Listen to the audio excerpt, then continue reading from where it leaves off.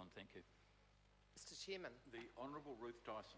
Mr Chairman, can I first of all commend the member who's just resumed his seat for his competent and capable chairing of the Select Committee, which has brought the bill back to the House in a better stage than it arrived at the Select Committee, in my view and the view of my colleagues who served on the committee. But I want to pose a question to the member, not that he's in a position to answer it, although it's possible that he may be in a position to be sitting as a minister in the chair in the not too distant future, the way things are going. But I'd like to pose a question for the member, and that is, at the end of 2017, when he's no longer in government, will he have achieved every single thing that he wanted to do? And I think the answer to that would be no, which is say with confidence that his contribution in relation to our opposition was incorrect. That's a very generous I'm now going to interrupt this member and say... Well, that'd be a change. Please take a seat. Responding to irrelevant responses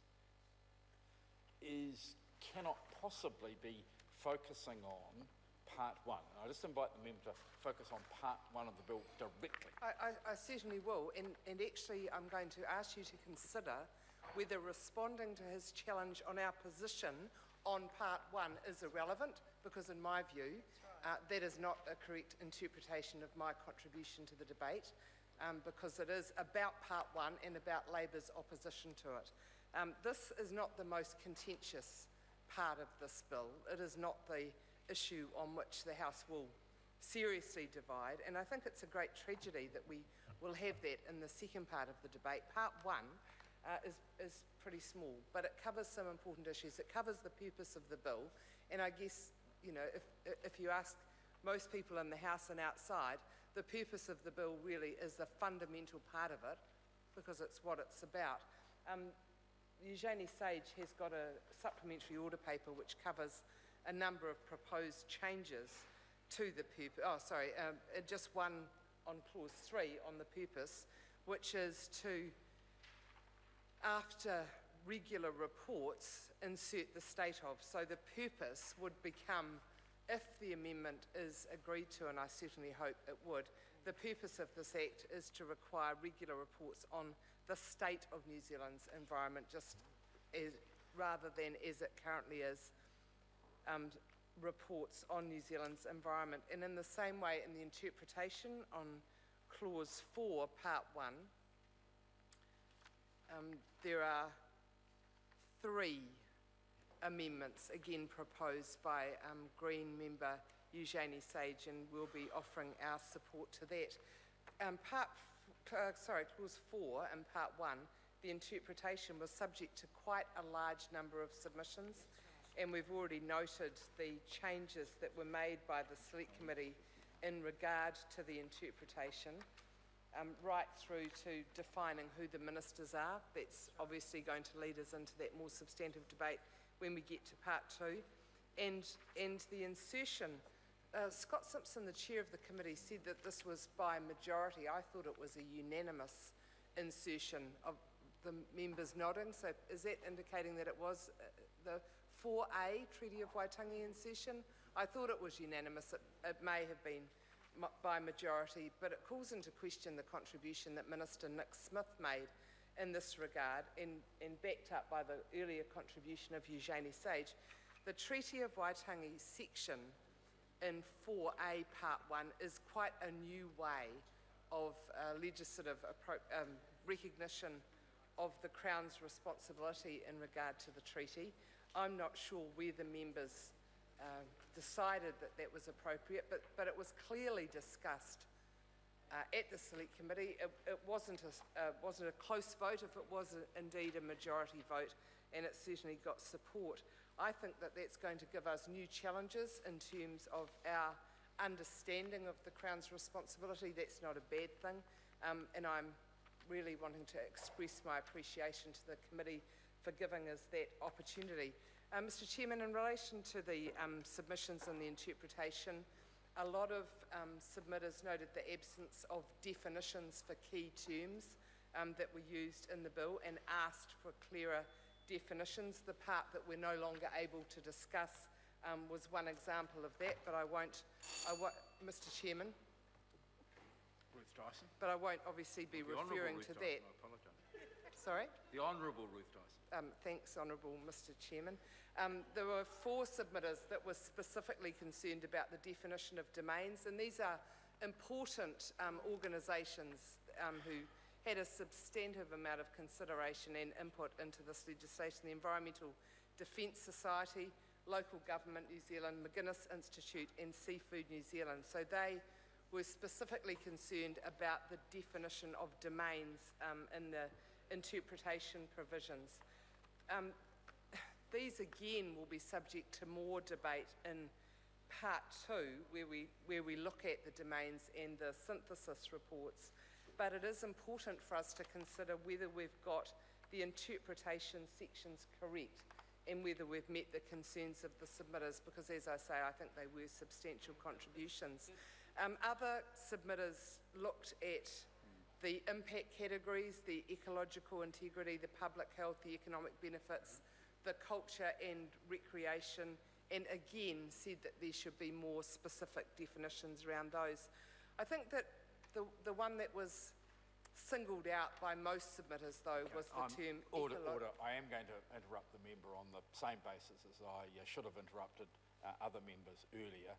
We are now debating the bill as it was reported from the Select Committee and the amendment of Eugenie Sage. We're not debating what is not in here. That was done at the second reading.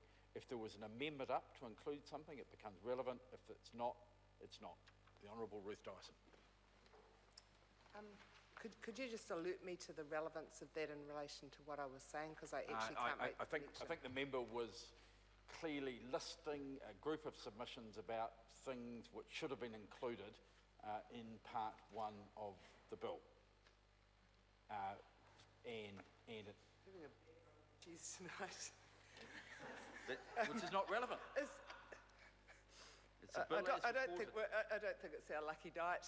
Mr. Simpson, you can pass on my sharing of this feeling to Mr. McIndoe when you see him later in the evening. I think there's been a bit of a hiccup in the communication. What I was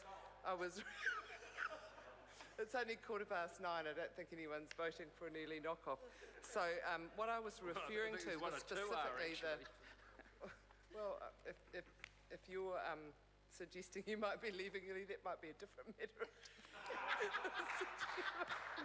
It was just a light-hearted response to your interjection, of course. So what I was referring to were the changes that were made in the interpretation area, because they were the subject of substantive submissions and they were agreed by the committee. So I'm commenting on the changes that were made and therefore are reported back and are included in part 1. And in fact, particularly if you look at the changes that were made by the committee in relation to ecological integrity, it now says ecological integrity means the full potential of Indigenous biotic and abiotic features and natural processes functioning in sustainable communities, habitats and landscapes, which is a result of the contribution from submitters. So that's where my earlier contribution was leading to. Mr. Chairman, I just want to conclude by again referring to the SOP in the name of Eugenie Sage. It relates in relation to clause 4. It has the definition, in the definition of topic, it asks to replace regulations with notice in the Gazette in clause 44B, to replace regulations with a notice in Gazette, and the same in 44B, line 26. I've noticed a tendency in some debates that we've had that the National Party has just voted against SOPs that are put up by members, but I urge further consideration, particularly led by the chairman of the committee, because there has been some constructive debate about this bill. Even though we'll end up voting against it, we have, I think, had a contribution that has been helpful to the debate, and in the end, if we'd had an environmental reporting bill as defined in the interpretation sections in clause 4, that would mean that we could have an independent setting of the atmosphere and climatic domains, for example, the air domains, then it would be a bill that we could support. Okay, the question is that Eugenie Sage's amendment to clause 3 set out in SOP number 87 be agreed to. Those of that opinion will say aye. The contrary opinion will say no. The ayes have it. A party vote is called for. The clerk will conduct a party vote. New Zealand National. 59 opposed. New Zealand Labour. 32 in favour. Green Party. 14 in favour. New Zealand First. 12 votes in favour. Maori Party. 1 in favour. Oh, sorry, correction, 2 in favour. Ag New Zealand. 1 opposed. United Future. 1 opposed.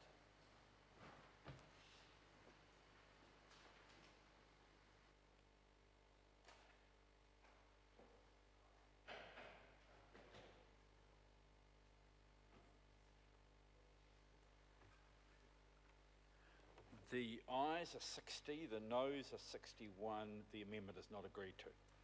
We now move to Eugenia Sage's amendments to clauses 4 and 4A set out on SOP number 87. Those are in favour of those amendments will say aye. To the contrary will say no. The noes have it.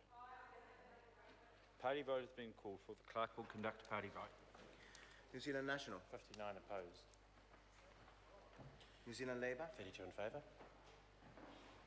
Green Party. 14 in favour. New Zealand First. 12 votes in favour.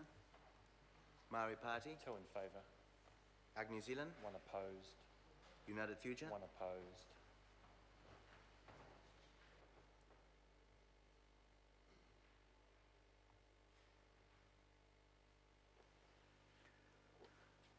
The ayes are 60, the noes are 61. The amendments are not agreed to. The question now is that part 1 stand part. Those are of that opinion will say aye. Contrary opinion will say no. The ayes have it. A party vote is called for. The clerk will conduct a party vote. New Zealand National. 59 in favour. New Zealand Labour. 32 opposed. Green Party. 14 votes opposed. New Zealand First. 12 votes opposed. Maori Party. 2 in favour. Ag New Zealand. 1 in favour. United Future. 1 in favour.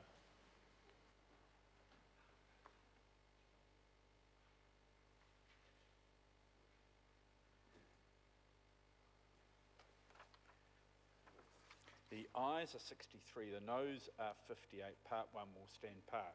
We now move to debate on part 2 and Eugenie Sage's amendments set out clauses 7, 10, 12, 13, 18, 14, 16 and 19 set out on SOP number 87 and the tabled amendment inserting a new clause 11A. So just making it clear, we're debating what was agreed at the second reading and those amendments. Megan Woods. Chairman,